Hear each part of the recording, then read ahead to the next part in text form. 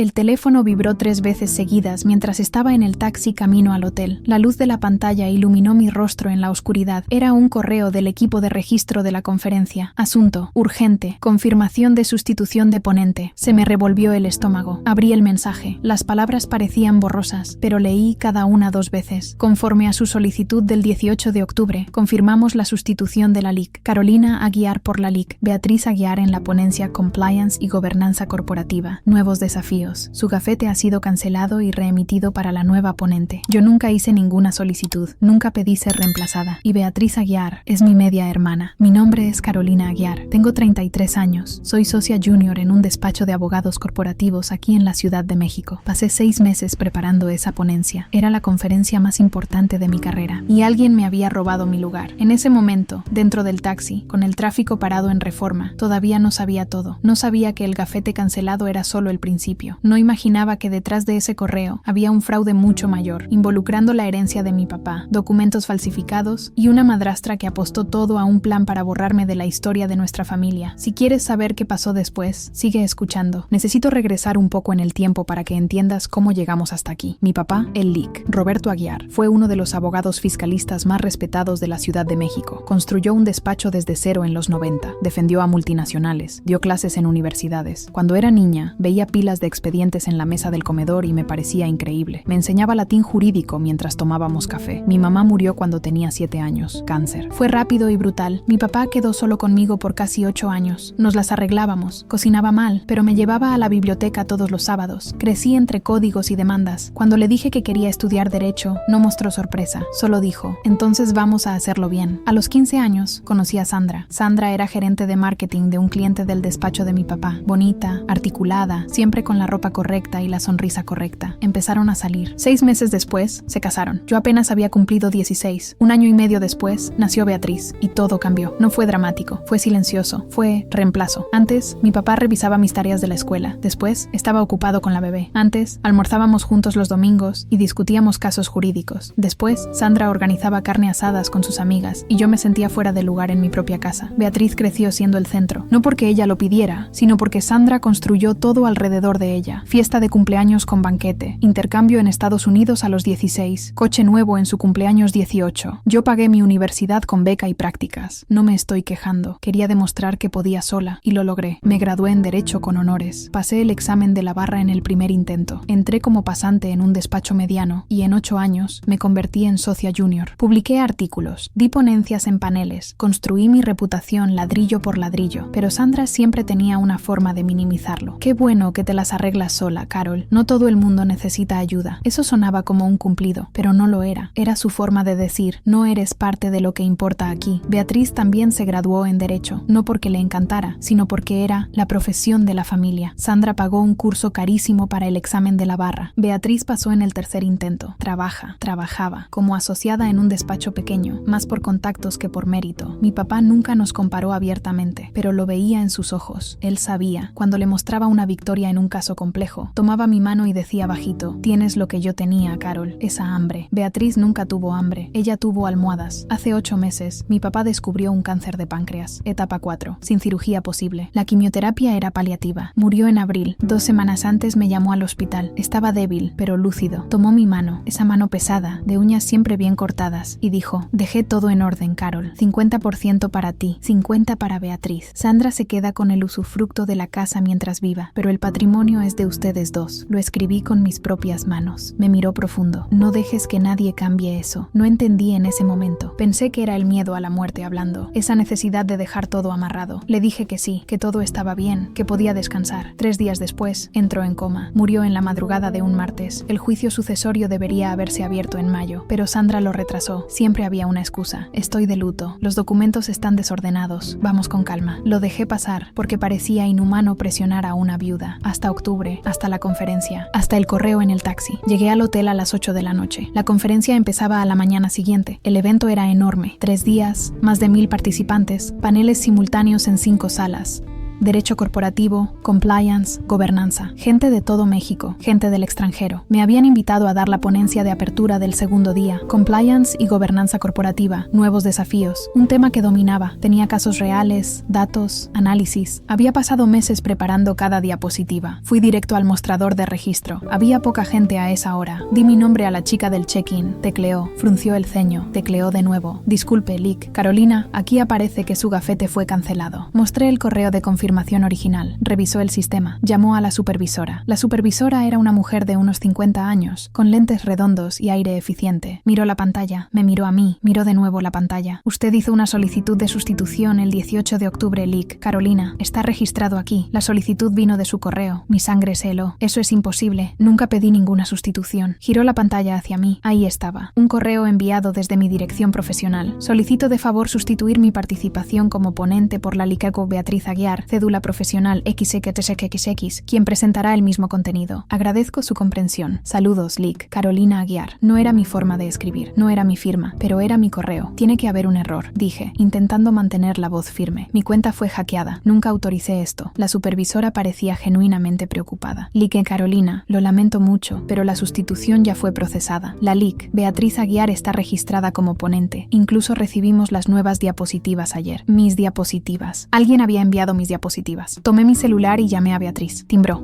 buzón de voz. Llamé a Sandra. Contestó al tercer timbrazo. Voz dulce, calmada. Hola, Carol. ¿Todo bien? Sandra, ¿qué está pasando? ¿Por qué el gafete de la conferencia fue cancelado y transferido a Beatriz? Silencio breve. Luego, en ese tono que usaba cuando quería parecer razonable. Carol, pensé que sabías. Beatriz comentó que habían hablado de esto. ¿Os hablado? Nunca hablé con ella de ninguna conferencia. Amor, ¿no te acuerdas? Fue en esa cena en septiembre. Dijiste que estabas saturada y que no ibas a poder ir. Beatriz se ofreció a cubrirte y aceptaste. Hasta le pediste las diapositivas. Yo nunca dije eso. Nunca. Sandra, eso no pasó. Carol, su voz se puso más fría. Sé que las cosas han estado difíciles desde que murió tu papá, pero no puedes inventar cosas ahora. Mi respiración estaba acelerada. No estoy inventando nada. Alguien hackeó mi correo y falsificó una solicitud. Carol, Beatriz ya va de camino al hotel. Estudió el material. Está preparada. ¿Vas a hacer un escándalo y arruinar su carrera por celos? La palabra quedó colgando en el aire. Celos. Colgué. Me quedé ahí, parada en medio del lobby, sosteniendo mi celular como si pudiera darme respuestas. La supervisora del registro me observaba con lástima. Lick, Carolina, de verdad lo lamento, pero sin una solicitud formal de reversión y sin el consentimiento de la sustituta, no puedo reemitir su gafete. Fue cuando entendí. No fue un error, fue sabotaje. Subí a mi habitación. Necesitaba pensar. Necesitaba entender cómo alguien había accedido a mi correo. Abrí mi laptop y fui directo a la configuración de la cuenta. Historial de inicio de sesión. Y ahí estaba. Un acceso a las 11:47 p.m. del 18 de octubre. IP diferente. Ubicación. Valle de Bravo. Sandra tiene una casa en Valle de Bravo. Fui a la carpeta de enviados. El correo a la organización de la conferencia estaba ahí. Enviado a las 11:52 p.m. 5 minutos después del inicio de sesión sospechoso. Tomé capturas de todo. Cambié la contraseña inmediatamente. Activé autenticación de 2 factores. Cerré todas las sesiones activas, pero el daño ya estaba hecho. Intenté dormir. No pude. A las 6 de la mañana bajé a desayunar. El lobby estaba lleno de participantes con gafetes colgando del cuello, conversando, riendo, tomando café en vasos de papel. Me sentí invisible. A las 9 llegó Beatriz. La vi cruzando el lobby, cabello recogido en un chongo impecable, traje sastre gris que estaba segura Sandra había escogido,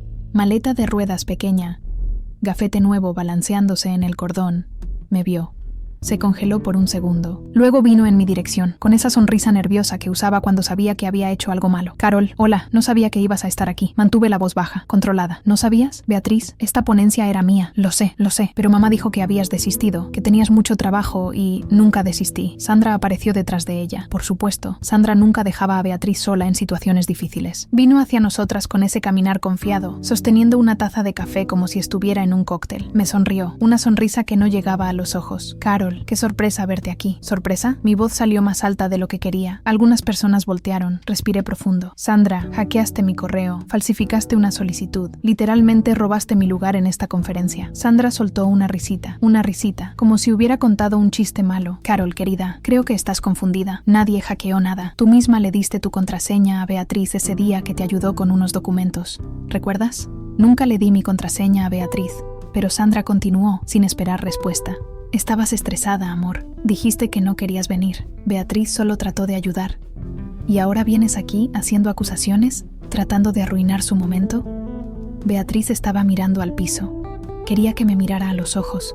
Quería ver si realmente creía esta historia o si sabía exactamente lo que estaba pasando. Beatriz, dije, directamente a ella, sabes que yo no autoricé esto. Finalmente me miró, sus ojos estaban húmedos. Carol, no quería que fuera así, pero mamá dijo que estarías aliviada, que estabas cansada. No estaba cansada, estaba preparada. Sandra puso su mano en el hombro de Beatriz, un gesto protector. Carol, ¿de verdad vas a hacer esto? ¿Vas a humillar a tu hermana frente a todos estos profesionales? Ella estudió, está lista, las diapositivas están perfectas. Mis diapositivas, mi trabajo, mi reputación. No puedes presentar con material que no es tuyo, Beatriz, dije, todavía tratando de apelar a algún vestigio de ética en ella. Eso es plagio. Puedes perder tu cédula profesional. Sandra se rió, fuerte. ¿Plagio? Carol, por Dios, son hermanas. Las hermanas comparten. ¿O ya se te olvidó lo que es la familia? Fue en ese momento que me di cuenta. Sandra no estaba preocupada por la ponencia. Estaba construyendo una narrativa. Ahí, en medio del lobby, con gente escuchando, me estaba pintando como la hermana envidiosa, egoísta, que no podía dejar brillar a la menor, y algunas personas lo estaban creyendo. Lo veía en sus miradas. La moderadora de la conferencia se acercó. Era una profesora de Derecho que conocía de otros eventos. Lic, Luisa, se veía incómoda. Lic, Carolina, Lic, Beatriz, ¿podemos resolver esto en privado? Sandra se adelantó. Claro, Lic, Luisa, pero le aseguro que es solo un malentendido familiar. Beatriz va a presentar cómo quedó. Lic, Luisa me miró. Lic, Carolina, ¿usted confirma que autorizó la sustitución? Todas las cámaras invisibles estaban sobre mí. Sandra, Beatriz, la moderadora, algunos participantes curiosos que se habían detenido a ver el drama. Podía gritar, podía hacer un escándalo, podía exigir mis derechos ahí mismo, pero conocía el juego. Si perdía la compostura, Sandra ganaba. Entonces dije, con la voz más firme que pude, no autoricé. Mi correo fue accedido sin mi permiso. Tengo pruebas, pero voy a resolver esto por los canales adecuados. Miré a Beatriz. Buena suerte con la ponencia, la vas a necesitar. Y me fui. No me fui. Me quedé en el hotel. Vi la ponencia desde el mezanín. Beatriz subió al escenario a las 10. 300 personas en el auditorio. Estaba nerviosa. Lo veía en sus manos temblando mientras pasaba las diapositivas. Mis diapositivas. Leía las notas que yo había hecho. Citaba casos que yo había investigado. Usaba ejemplos que yo había desarrollado. Y la gente aplaudía. Al final, hubo preguntas. Una abogada de Monterrey levantó la mano e hizo una pregunta técnica sobre compliance en empresas familiares. Beatriz titubeó. Miró a Sandra, que estaba sentada en la primera fila. Dio una respuesta vaga,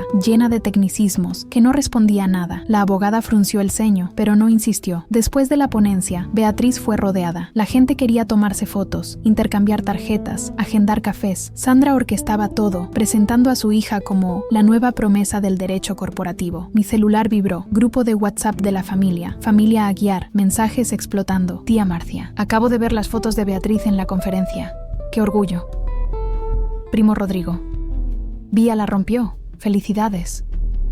Sandra. Gracias, gente. Estudió muchísimo.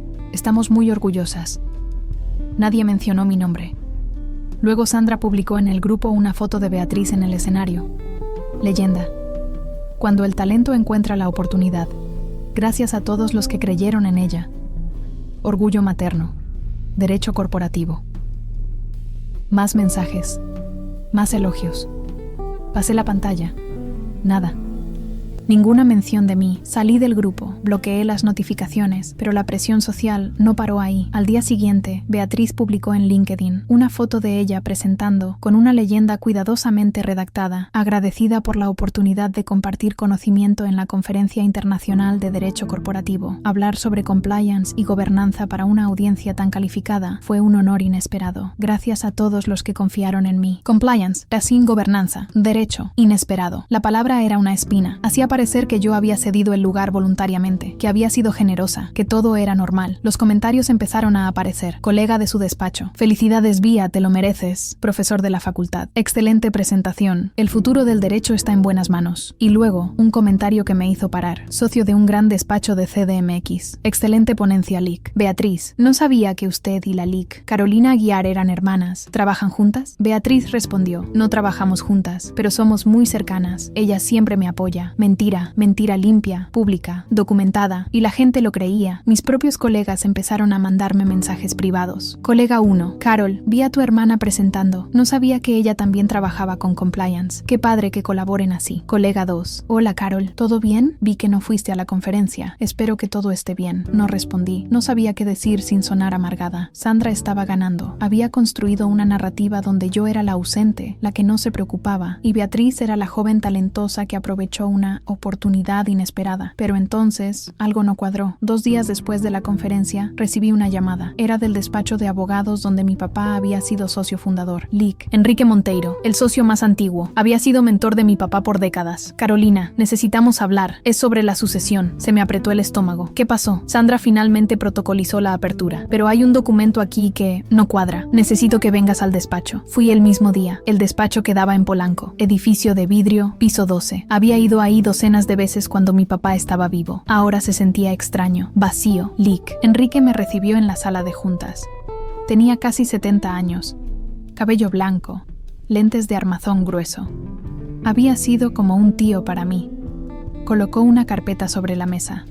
Carolina, ¿te acuerdas del testamento de tu papá? Sí. Me lo dijo personalmente. 50% para mí, 50% para Beatriz. Usufructo de la casa para Sandra. Lic. Enrique asintió.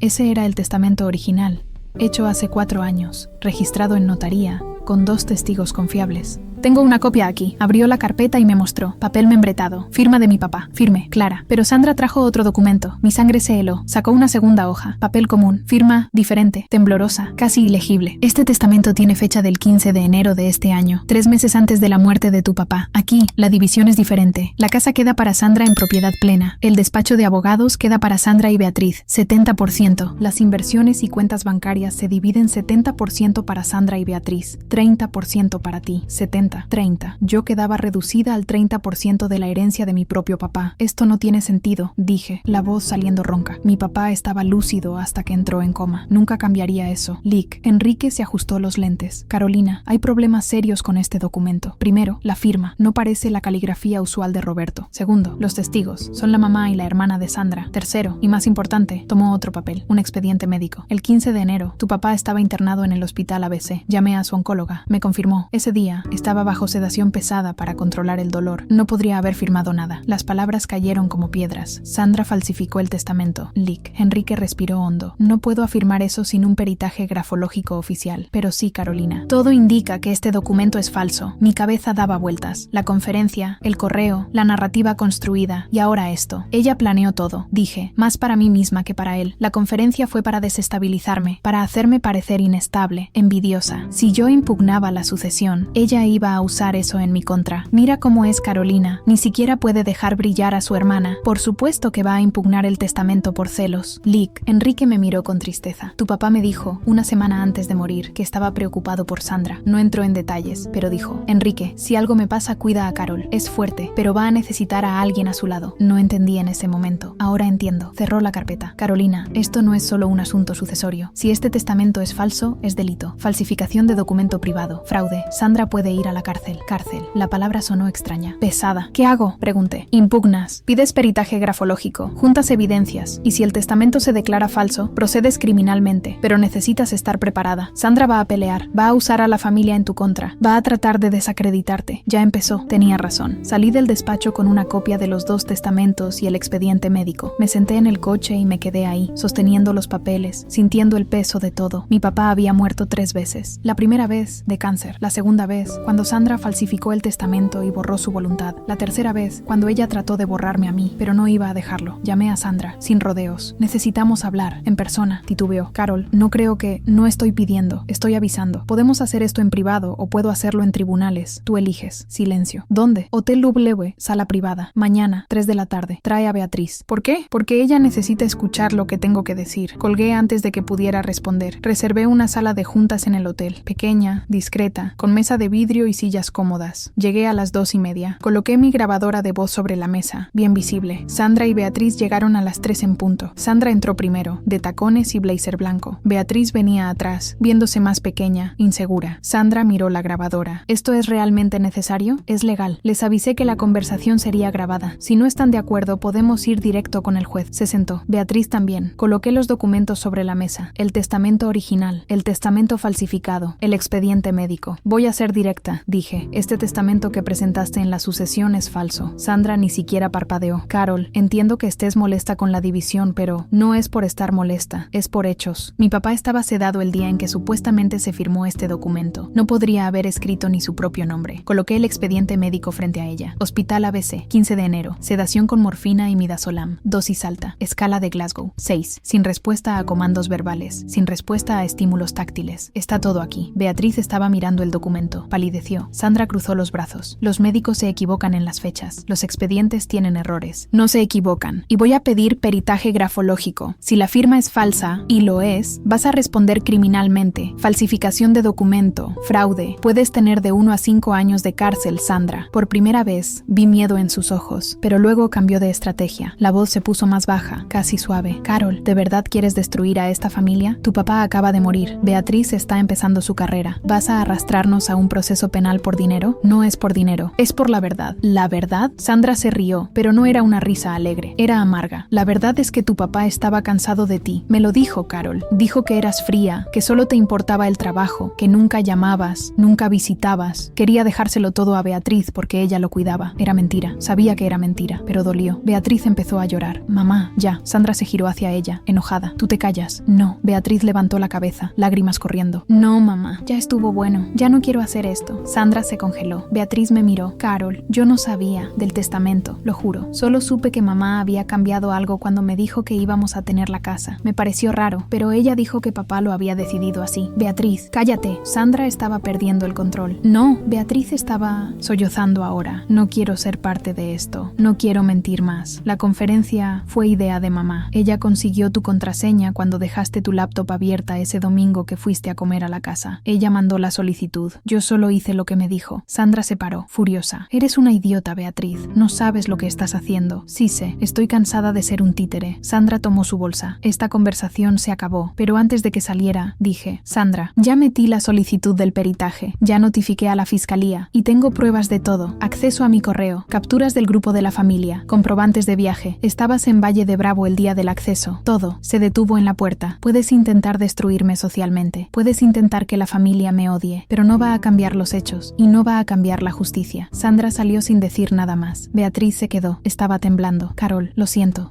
de verdad. No sabía si le creía, pero en ese momento no tenía energía para más enojo. Beatriz, necesitas decidir de qué lado estás, porque tu mamá se va a hundir y si sigues con ella, te vas a hundir también. Asintió, secándose las lágrimas, y salió. Me quedé sola en la sala, con la grabadora todavía encendida, grabando el silencio. En los días siguientes, armé mi caso como si estuviera preparándome para el juicio más importante de mi vida, porque lo era. Lick. Enrique me conectó con una abogada especialista en derecho sucesorio y delitos contra el patrimonio. Lick. Patricia Sampaio, 52 años, socia de un despacho boutique, conocida por no perder casos de fraude en sucesiones. Nos reunimos en su despacho. Vidrio, concreto, vista al bosque de Chapultepec. Vamos a organizar todo cronológicamente, dijo, abriendo un cuaderno. Necesito cada evidencia, cada fecha, cada testigo. Empecé con lo obvio, los 2 testamentos, lado a lado. El original se hizo hace 4 años, registrado en la Notaría 7 de la Ciudad de México. 2 testigos, Lick, Enrique Monteiro y Lick. Silvia Cuña, ambos socios del despacho de mi papá. Firma firme, clara, sin tachaduras. Lick. Patricia fotografió el documento. El segundo testamento, continué, con fecha del 15 de enero de este año, sin registro en notaría. Testigos, Vera Souza y Marcia Souza, mamá y hermana de Sandra. Firma temblorosa, completamente diferente del patrón de escritura de mi papá. Coloqué el expediente médico al lado. Hospital ABC, reporte de enfermería, 15 de enero, de 8 a.m. a 8 p.m. Mi papá estaba bajo sedación continua. Morfina, 10 mililitros hora. Midazolam, 5 mililitros hora. Escala de Glasgow, 6. Sin respuesta a comandos verbales. Sin respuesta a estímulos táctiles. Lisatrasa. Patricia tomaba notas. No podría haber sostenido una pluma, dije, sintiendo que se me apretaba la garganta. Mucho menos escribir un testamento de 3 páginas. Esto es sólido, dijo, pero necesitamos más. Necesitamos probar que Sandra tenía motivo, oportunidad y conocimiento para hacer esto. Abrí mi laptop. Primero, la conferencia. Alguien accedió a mi correo el 18 de octubre, a las 11:47 p.m., desde un IP en Valle de Bravo. Tengo el historial de inicio de sesión. Mostré las capturas. Sandra tiene una casa en Valle de Bravo. Tengo comprobantes de casetas de peaje de su coche, estados de cuenta de tarjeta de crédito mostrando compras en un supermercado de ahí el día 18. Ella estaba ahí. Lick. Patricia sonrió. Continúa. Segundo, mi hermana Beatriz confirmó, en grabación, que Sandra obtuvo mi contraseña cuando visité su casa en septiembre. Tengo la grabación completa de la reunión en el hotel. Coloqué la grabadora sobre la mesa. Lick. Patricia escuchó la sección relevante. La voz de Beatriz quebrándose. Ella consiguió tu contraseña cuando dejaste tu laptop abierta. Tercero, el grupo de WhatsApp de la familia. Sandra orquestó una narrativa para desacreditarme socialmente. Construyó la imagen de que yo era envidiosa, inestable, preparando el terreno para cuando impugnara la sucesión. Mostré las capturas, los mensajes, los elogios orquestados para Beatriz, el silencio sobre mí. Cuarto, los testigos del testamento falso. Vera Sousa y Marcia Sousa. Investigué. Vera tiene historial de proceso por falso testimonio en 2018, en una demanda laboral. Marcia fue investigada por participación en esquema de fraude inmobiliario en 2015, pero no fue condenada por falta de pruebas. Lick. Patricia levantó las cejas. Hiciste la tarea. Quinto, hace 2 años, Sandra intentó registrar un poder notarial a nombre de mi papá. Encontré el protocolo en la notaría. El poder le daba facultades totales para mover cuentas, vender inmuebles, firmar contratos. Fue rechazado porque faltaba una firma de testigo y el documento tenía una tachadura. Ya lo había intentado antes. El silencio en la sala era denso. Lick. Patricia cerró el cuaderno. Carolina, esto no es solo un caso sucesorio. Esto es crimen organizado, falsificación ideológica, fraude, uso de documento falso. Y si logramos probar que los testigos sabían que el documento era falso, ellos también responden. Tomó el teléfono. Voy a pedir el peritaje grafológico de urgencia y voy a notificar a la fiscalía. Van a querer investigar. ¿Cuánto tiempo toma esto? Pregunté. El peritaje, 2 a 3 semanas. La investigación criminal, meses. Pero podemos pedir el bloqueo de bienes hasta la conclusión. Tu papá dejó cuánto de patrimonio. Cerca de 8 millones de dólares. Entre casa, despacho, inversiones y cuentas. Asintió. Vamos a pedir el bloqueo inmediato. Sandra no va a poder tocar nada hasta que todo esto se aclare. 2 días después, recibimos la medida cautelar. Todos los bienes del acervo bloqueados. Sandra no podía vender, transferir, ni mover nada. Intentó llamarme 17 veces ese día. No contesté ninguna. El peritaje grafológico lo hizo una perita criminalista retirada, contratada por el juzgado. Liku Marta Lemos, especialista con más de 30 años de experiencia. Analizó 5 documentos firmados por mi papá, contratos antiguos, el testamento original, tarjetas de cumpleaños que yo había guardado, correos manuscritos que Lick, Enrique había archivado, y luego analizó la firma del testamento falso. El dictamen salió 3 semanas después. Lick. Patricia me llamó en cuanto lo recibió. Carol, siéntate. Estaba en el despacho, entre 2 reuniones. Salí al pasillo. La firma es falsa. Mi corazón se disparó. La perita identificó 11 puntos de divergencia. Presión de la pluma inconsistente, temblor no natural, ángulo de escritura diferente, interrupciones en el trazo que indican intento de copia. No hay duda técnica. Este documento fue falsificado. Respiré hondo. ¿Y ahora? Ahora el juez va a anular el testamento falso y la fiscalía va a acusar a Sandra por falsificación de documento privado, uso de documento falso y fraude. Los testigos también van a ser investigados. ¿Cuánto tiempo de pena puede tener? De 1 a 5 años, más multa. Pero hay más, Carol. ¿Más? La investigación de la fiscalía encontró algo. La notaria que debería haber registrado el testamento falso nunca vio el documento. Sandra intentó registrar, pero fue bloqueada porque el documento no tenía firma certificada. Entonces desistió del registro y presentó el testamento directamente en la sucesión, sin pasar por la notaría, alegando que era un testamento privado simple. Pero los testamentos privados necesitan 3 testigos y confirmación judicial, dije. Exacto. Contaba con que nadie fuera a revisar. Contaba con la buena fe del sistema y casi funcionó. Mi cabeza daba vueltas. Y hay más. Lick. Patricia continuó. ¿Recuerdas que dije que los testigos tenían historial? La fiscalía hizo una búsqueda más profunda. Vera Sousa, mamá de Sandra, recibió una transferencia bancaria de 15,000 pesos de Sandra 3 días antes de la fecha del testamento falso. Lo mismo con Marcia, 10,000 pesos. Pagó a los testigos. Sí, y eso transforma el delito. No es solo falsificación, es asociación delictuosa. Todas pueden responder. Me recargué en la pared del pasillo. Todo se estaba desmoronando para Sandra y al mismo tiempo todo se estaba acomodando. Carol, hay una última cosa. ¿Qué? La notaría donde Sandra intentó registrar el poder hace 2 años, la funcionaria responsable del protocolo se acuerda de ella. Dice que Sandra fue grosera, insistió que el documento estaba perfecto, amenazó con demandar a la notaría. La funcionaria anotó todo en el sistema. ¿Y adivina quién era la funcionaria? ¿Quién? La actual notaria suplente de la notaría 7. Se acuerda perfectamente de Sandra y está dispuesta a testificar. Era más de lo que podría haber esperado. 2 semanas después, el juez emitió la sentencia. Ante las pruebas periciales, documentales y testimoniales, declaró nulo el testamento con fecha del 15 de enero de 2025. Determinó la prevalencia del testamento registrado el 3 de marzo de 2021. Determinó la continuación del juicio sucesorio conforme a la voluntad original del fallecido. Ofíciese a la Fiscalía para las diligencias penales correspondientes. Sandra fue acusada, Vera y Marcia también, y Beatriz. Beatriz fue convocada como testigo. Confirmó todo lo que había dicho en la grabación. Lloró en el testimonio. Dijo que tenía miedo de su mamá, que no sabía la gravedad de lo que que estaba pasando. El fiscal no la acusó, pero recomendó que el colegio de abogados fuera notificado sobre el uso indebido del correo y la participación en el fraude de la conferencia. El Colegio de Abogados de la Ciudad de México abrió un proceso disciplinario contra Beatriz, uso de material de terceros sin autorización, falsedad en la presentación de credenciales profesionales. Fue suspendida por 2 años. No podía litigar, no podía usar el título de abogada, no podía ejercer la profesión. El proceso penal tomó 8 meses. Durante ese tiempo, Sandra intentó llegar a acuerdos 3 veces. La primera oferta, devolvía la casa y se quedaba con el 20% de los bienes. Rechacé.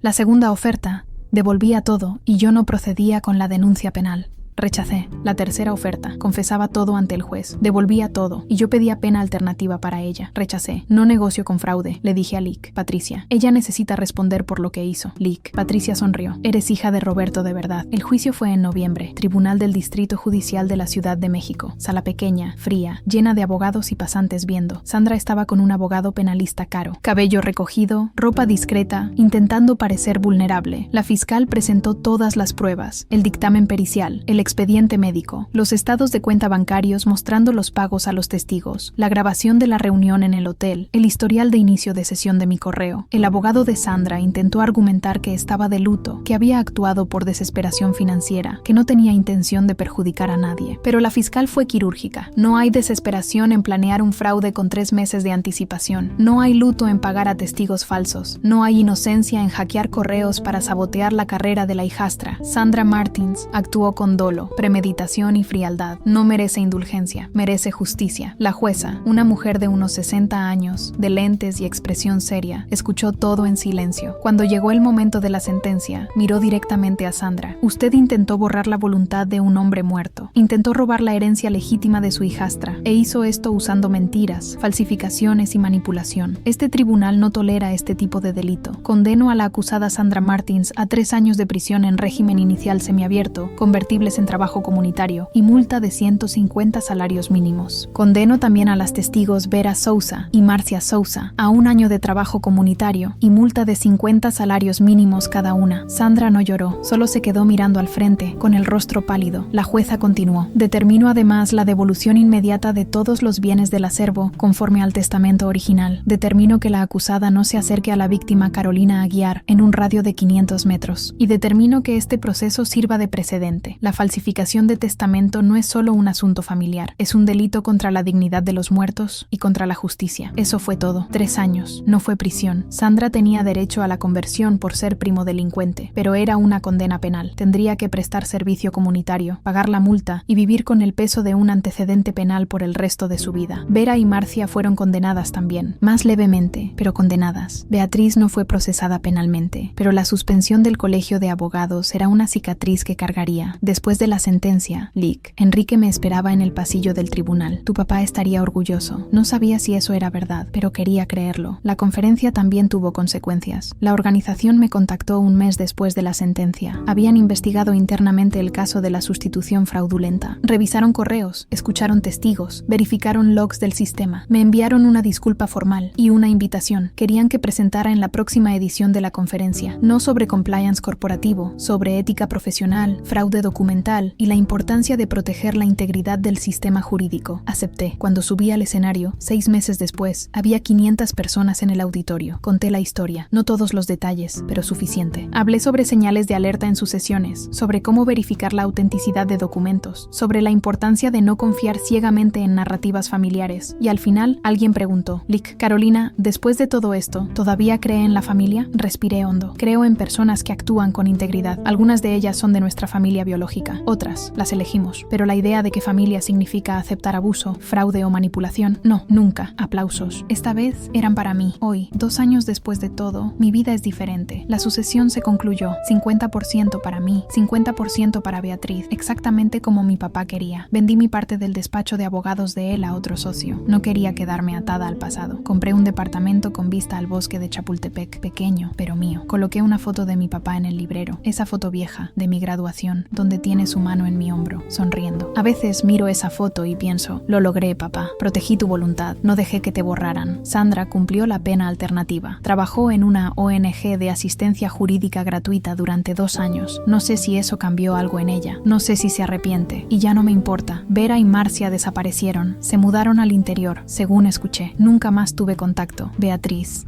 intentó acercarse varias veces. Mandó mensajes pidiendo disculpas, pidiendo que platicáramos, diciendo que estaba en terapia, que entendía lo que había hecho mal. No la bloqueé, pero tampoco respondí. Tal vez algún día, tal vez cuando la herida cicatrice completamente. Pero hoy no tengo la energía emocional para reconstruir puentes que fueron quemados con mentiras. ¿Qué aprendí de todo esto? Aprendí que protegerte a ti misma no es egoísmo, es supervivencia. Aprendí que la documentación es poder. Capturas de pantalla, grabaciones, comprobantes, correos, todo esto puede ser la diferencia entre que te crean y que te desacrediten. Aprendí que la calma es un arma. Sandra quería que gritara, que perdiera la compostura, que pareciera descontrolada. No le di esa satisfacción. Y aprendí que familia no es quien comparte sangre, es quien se queda a tu lado cuando todo se derrumba. Lick, Enrique se quedó. Lick, Patricia se quedó. Mis amigos del despacho se quedaron. Ellos son mi familia. Si estás pasando por algo parecido, si alguien está intentando manipular tu narrativa, robar tu herencia, borrar tu voz, quiero que sepas algo. No estás loca, no eres egoísta, no eres mala por defenderte. Documenta todo. Busca ayuda profesional, no tengas miedo de ir a la justicia y sobre todo, no dejes que nadie te convenza de que mereces menos que la verdad. Mi papá me enseñó a pelear con inteligencia, no con enojo. Me enseñó que el derecho existe para proteger a los débiles contra los poderosos. Y tenía razón. Hoy, cuando miro esa foto en el librero, ya no siento dolor, siento paz. Paz de quien hizo lo correcto, de quien honró la memoria de quien amaba, de quien no dejó que ganara la injusticia. Y eso, al final, es lo que importa. Si has pasado por algo parecido, una herencia robada, un testamento falsificado, una familia que te dio la espalda, cuéntame en los comentarios. ¿Qué hiciste? ¿Cómo lo manejaste? A veces, solo saber que no estamos solos ya ayuda. Y si conoces a alguien que esté pasando por esto ahora, comparte esta historia. Puede que necesite escuchar que es posible ganar, que es posible defenderse, que es posible, sí, encontrar justicia. Gracias por escuchar. Hasta la próxima.